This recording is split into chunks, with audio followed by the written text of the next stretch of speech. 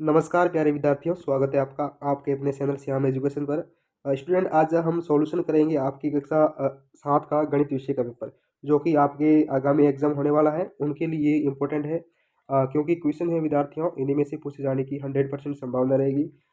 हर साल हर बार question paper आपको solution करवाए जाते हैं इसी चैनल पर, तो बिल्कुल सटीक तौर पर वही क्वेश्चन पूछे जाते हैं। अगर आपकी तैयारी कम है या नहीं भी है, आप कमज़ोर हैं, आपकी तैयारी नहीं हो रही है, तो भी निश्चिंत रहिए, आपका स्कोर है वो बाकी विद्यार्थियों से बहुत ज़्यादा अच्छा रहेगा अगर आप लगातार इस चैनल पर तैयारी करते हैं, वीडियो को पूरा देखते हैं तो। ठीक है, तो मैं आपसे रिक्वेस्ट करूंगा, अगर चैनल पर नए हैं तो चैनल को आप ज़रूर सब्सक्राइब कीजिएगा, ताकि जो सारे सब्जेक्ट के जो पेपर हैं आपको सॉल्यूशन विथ सॉल्यूशन आपको इसी चैनल पर उपलब्ध हो जाएंगे एग्जाम से पहले, एकदम रियल तरीके से विद्यार्थियों, आपके सिलेबस के अकॉर्डिंग।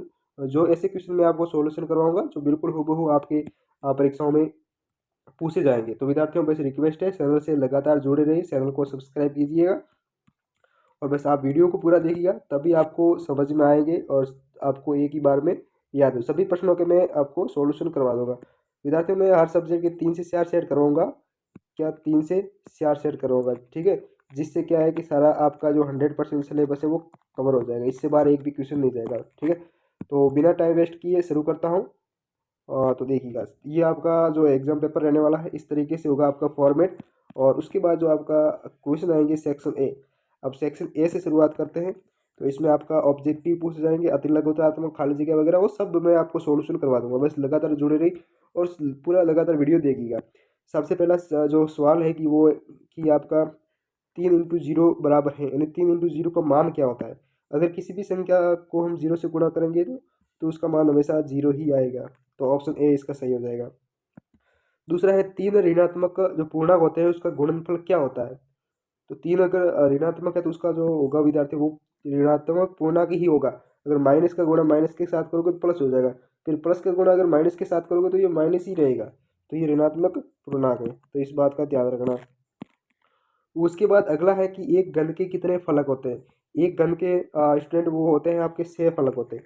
एक घन के कितने 6 फलक होते हैं, 6 होते हैं। ठीक है, तो ये अथवा में दे रखा है, तो या तो ये कर सकते हो या फिर ये कर सकते हो, तो मैंने आपको पहला करवा दिया है। तो अथवा में दे रखा है तो इन दोनों में से कोई एक ही करना है आपको। उसके बाद एक कोण जो अपने पूरक कोण के बराबर होता है, ऐसा एक कोण जो अपने पूरक कोण के बराबर होता है वो 45 डिग्री का होता है।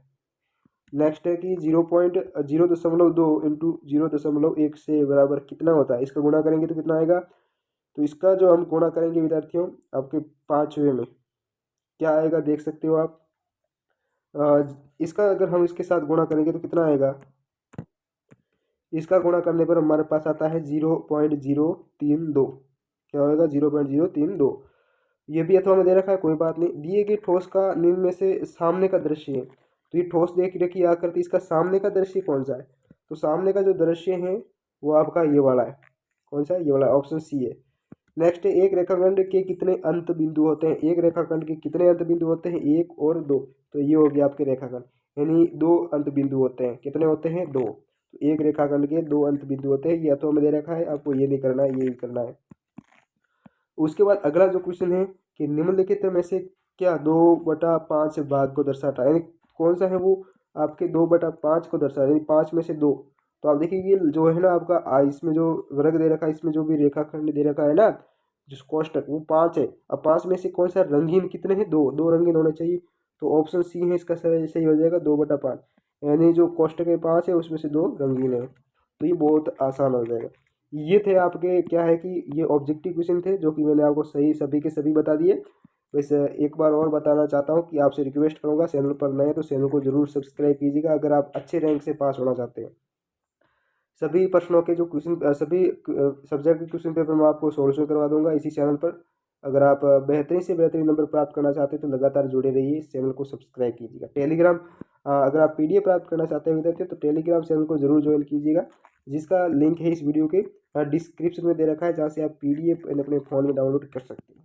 तो बिल्कुल आप ज्वाइन करें। उसके बाद है कि प्रश्न 2 प्रश्न 3 केस स्टडी आधारित है। ठीक है, आपको प्रत्येक केस स्टडी आधारित प्रश्न में 5 उपविभाग है, जिनमें से आपको कोई 4 उपविभाग हल करने हैं, प्रत्येक का 2 अंक है।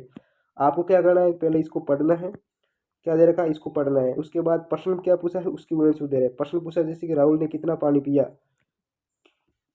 तो इससे जो पैसेज के अंदर जो अनुच्छेद दे रखा है ना, इसमें लिखा हुआ है राहुल ने कितना पानी। तो राहुल और आदित्य पिकनिक पर गए, उसकी माँ ने उन्हें 5 लीटर पानी की बोतल दी।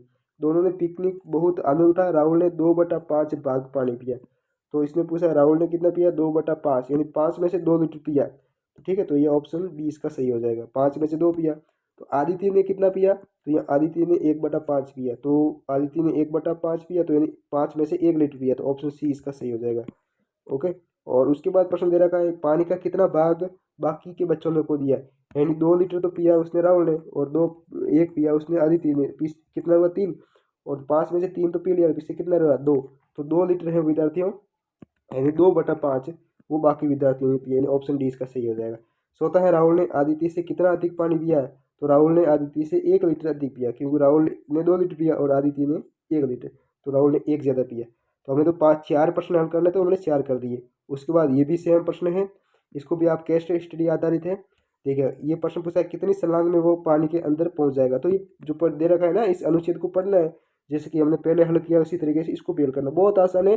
जो इसमें लिखा हुआ होगा वही प्रश्न के उस उत्तर में आपको लिखना है। तो आपको पहले प्रश्न पढ़ लेना, उसके बाद उस प्रश्न का आंसर है वो इस अनुच्छेद के अंदर मिल जाएगा। तो मैं आपको सॉल्यूशन नहीं करवाऊंगा, ये आपको पढ़ लेना, ध्यान से देखिएगा, बहुत आसान है। एक ही हल कर दिया तो दूसरा अपने आप हल हो जाएगा। ओके, अब देखिएगा, अब अगला है सेक्शन बी। सेक्शन बी की बात करेंगे सीधा, क्योंकि टाइम बहुत कम है।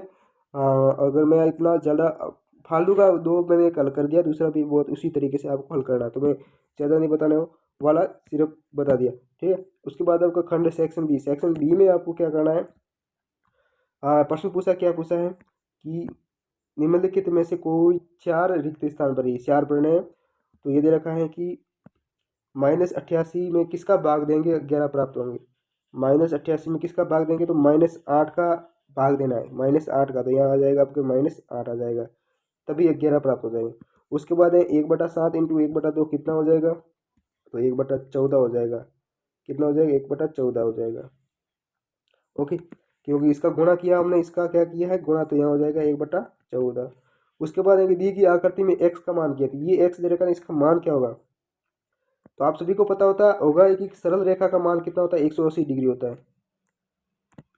सरल रेखा में से 180 डिग्री होती है, तो हमें 180 में से 50 डिग्री का ये कोण बन गया, तो पीछे कितना कोण बचा, तो 180 में से आपको 50 घटाना है। 180 में से आपको 50 घटाना है, तो पीछे कितना रहता है 130 डिग्री, तो इसका मान हो जाएगा 130 डिग्री।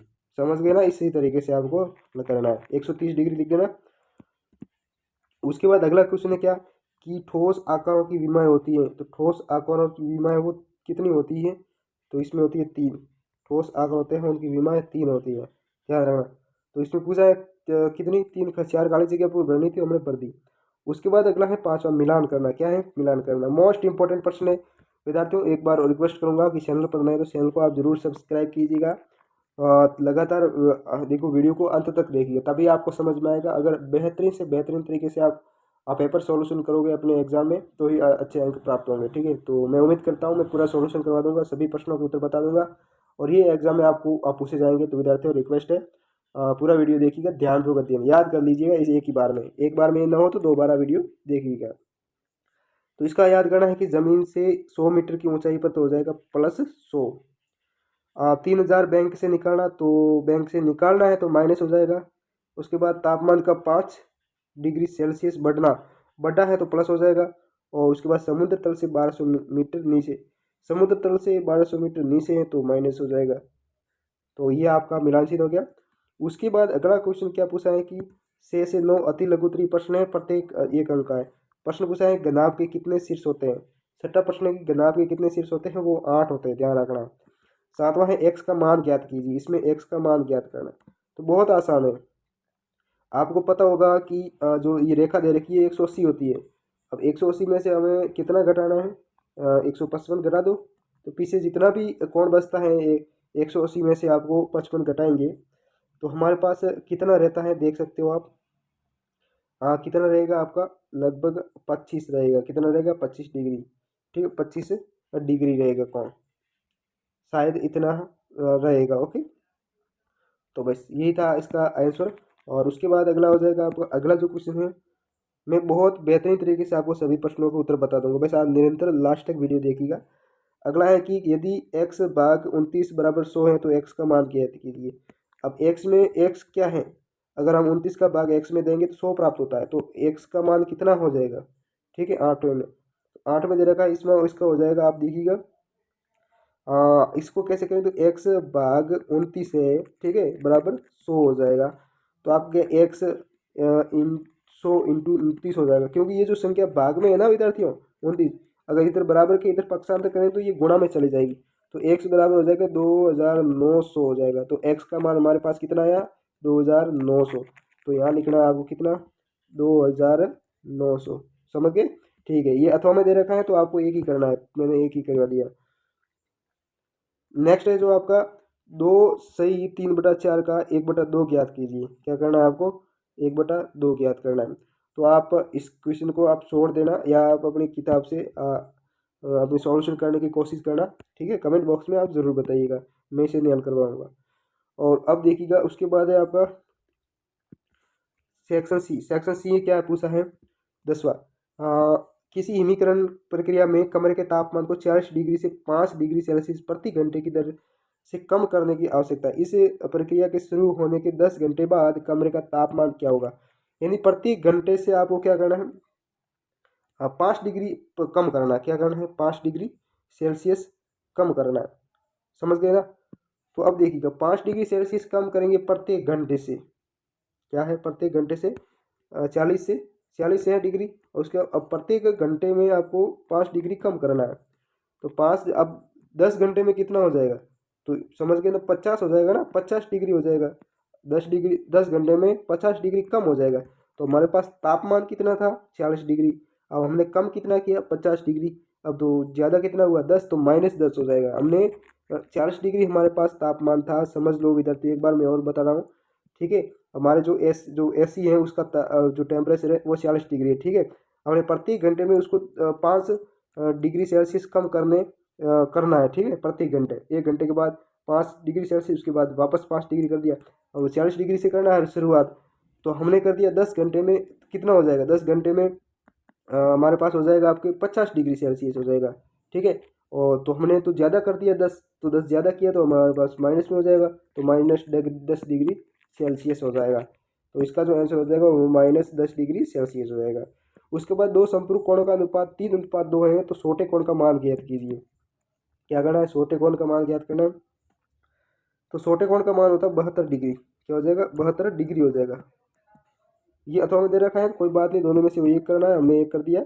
और उसके बाद है कि चीनी 37 सही 3/4 प्रति किलोग्राम की दर से बेची जाती है, तो 8 किलोग्राम चीनी का मूल्य ज्ञात कीजिए।